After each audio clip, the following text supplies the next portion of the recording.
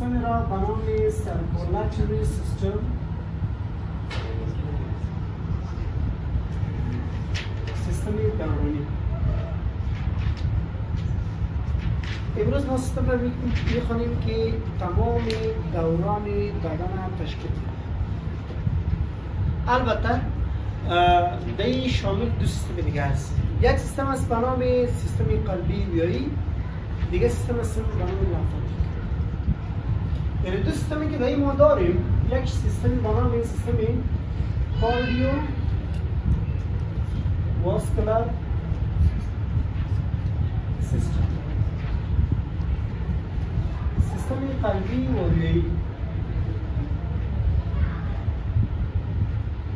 سیستم قلبی و ویایی یک سیستم شامل است. سیستم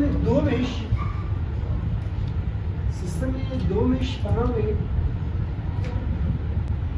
لمفاتیک سیستم یا سیستم لمفاوی. این دو سیستم ما شما میخوانیم. یک سیستم اول کاردیو واسکولار سیستم، سیستم دوم لمفاتیک سیستم. امروز سر کاردیو واسکولار سیستم آغاز کنیم. کی سیستم چی است؟ چی کار داره؟ کاردیو واسکولار سیستم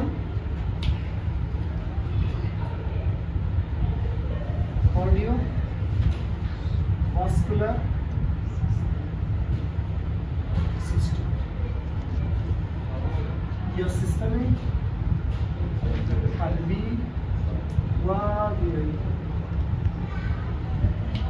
اصلا این از دو بخش ساخته شده. یک بخشش بخش قلب است، یک بخش اوعیه یا رگ است. قلب چی کار میکنه؟ خون پمپ میکنه، 24 ساعت پمپ میکنه. تو خبرم تو خواستی پمپ میکنه، تو دوش میکنی پمپ میکنه، تو نان میخوری، غذا میخوری، همه کار روزمره زندگی که انجام میدی یک خواستی این وظیفه خود را پیش میبره. پمپ 5 الی 6 لیتر خون پمپ میکنم. البته این بعد از این باز به تمام بدن خون میرسه. که دیگه دو میکنه، یکش طرف راست است، دیگهش طرف چپ است.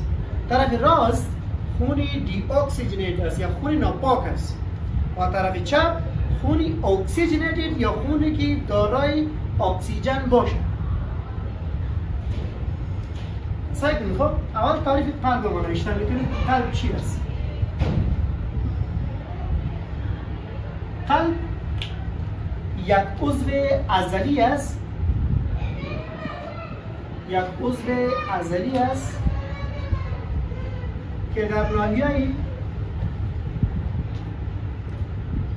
میدیاستینوم قرار دارد. نهی میدیاستینوم که با مسلم است. شما اینی طرف هم شوش است، اینی طرف هم شوش است. قلب قرار داره، این قسم قرار داره. این شکل هرمانند، شکل هرمانند است قلب، این قسم قرار داره. قلب این قسم شکل. پس این ناحیه را ما به نام در طبابت آناتومی به نام میدیاستینوم صدا میکنیم. به نام چی؟ میدیاستینوم یا منصف برش میگن. میدیاستینوم یا منصف. عربی برش منصف میگن. صحیح شد؟ پس اینی را ما حالا قلب بفهمیدیم. دیگه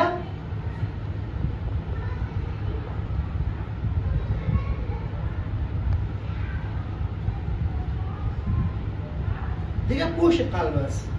قلب از خود پوش داره. این را با من پریکاردیوم سمون میکنه. پریکاردیوم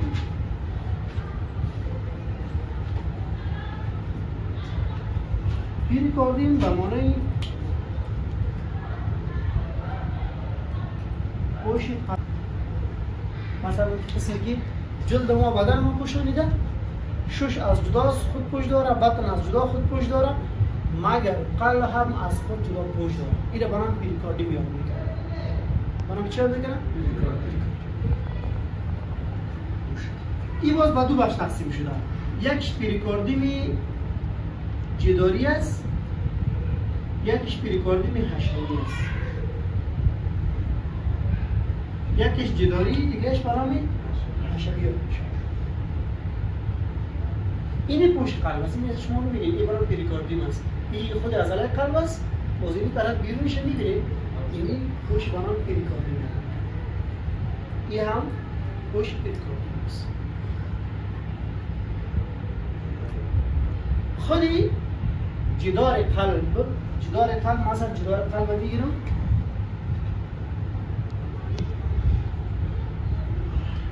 این اصلا از 3 بخش ساخته شده.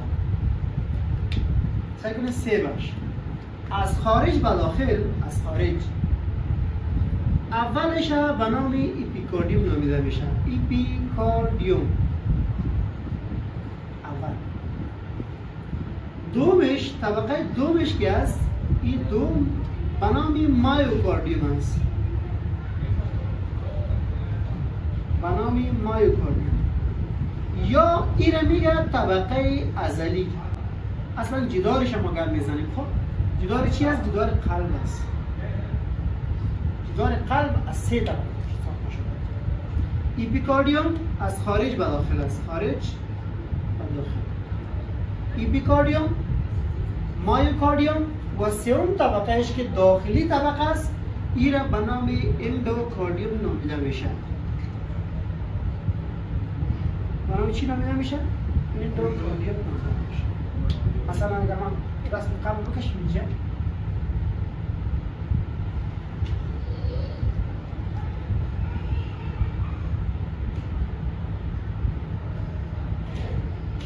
صحیح شد؟ فعلا فقط من امیر میگیرم. این بخش جدا بشم میشه رسم از خارج. اپیکاردیوم، مایوکاردیوم، اندوکاردیوم. این البته تمام جدارش است. این جدارش از 3 طبقه ساخته شده است. دیگه چی گپ است؟ دیگه گپی است به قلب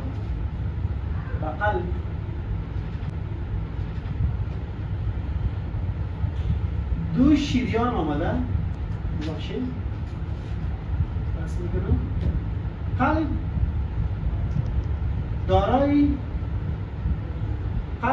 دارای 4 دسام می باشد یا والو می باشد.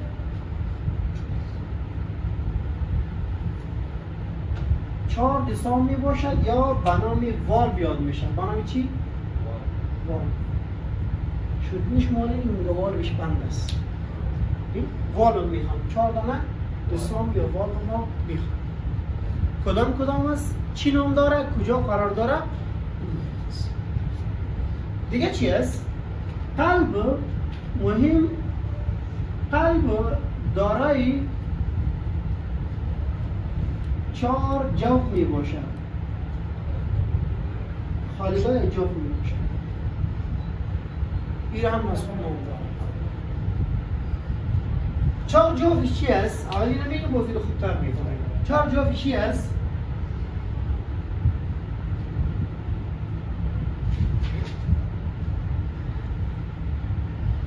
چهار جوفی اولش با نام اوزین راست گفته می شود. اوزین راست، بوتین راست. اوزین چپ، بوتین چپ. بوتین چپ. گم نخونی؟ پس 4 خودی گم نخونی. دسامی که من گفتم یا والو ایوالو طرف نمیاری، از این بیرون نمیخواد، فقط تخته چیز بیاری. والوش از 4 والو یا دسام در بدن ما داریم. خوب گوش کن نمایش. اول 1 والو یا دسام بین اوزین راست و بوتین راست قرار داره. این را به نام ترایکاسپید میگن. به نام چی میگن؟ ترایکاسپید. اول جا نوشته میکنم ترایکاسپید. ترایکاسپید یا دسامی بین اوزین راست و چپ. دسام بین اوزین راست و چپ به نام ترایکاسپید. دو میشه به نام بایکاسپید میگه. بایکاسپید به نام چی میشه؟ بایکاسپید، یعنی دسام بین اوزین چپ اوزین چپ و بوتین چپ. اوزین راست و بوتین راست.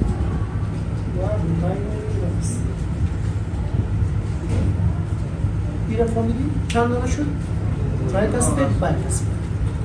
سوم به نام پلمونری والو یاد میشه یا دسام ریوی برش میگه. دسام ریوی این در کجا قرار داره؟ سعی کنید. بعد از بوتین راست یک شریان میره، شریان و شش این با کجا میره؟ شش میره. این با شش میره. در اینجا یک والو یک دسام قرار داره، این را به نام پلمونری والو. خودش امی در شریان ریوی قرار داره.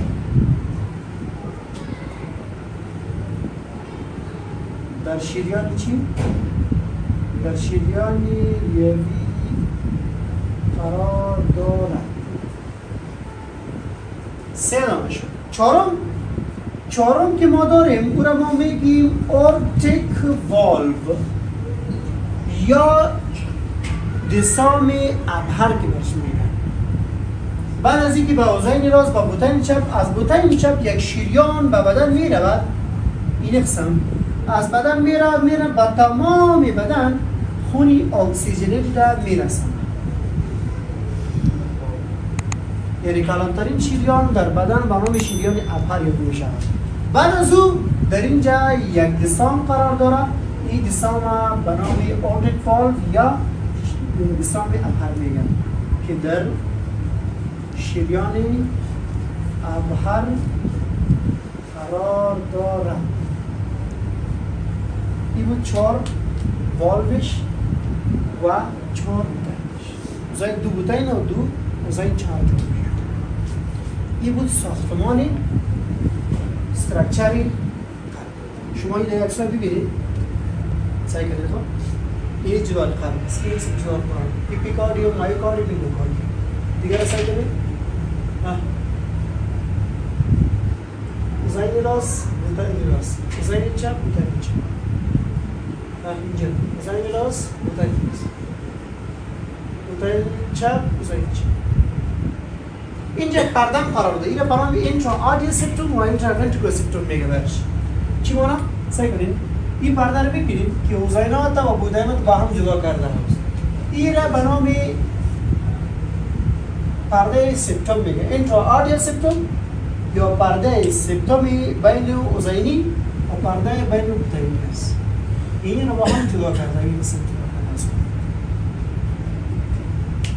این هم بخش شامل است ساختمان شنبه.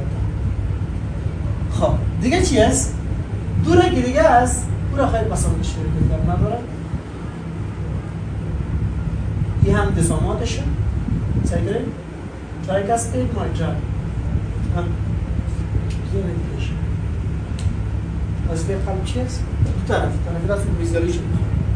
بس خلاص.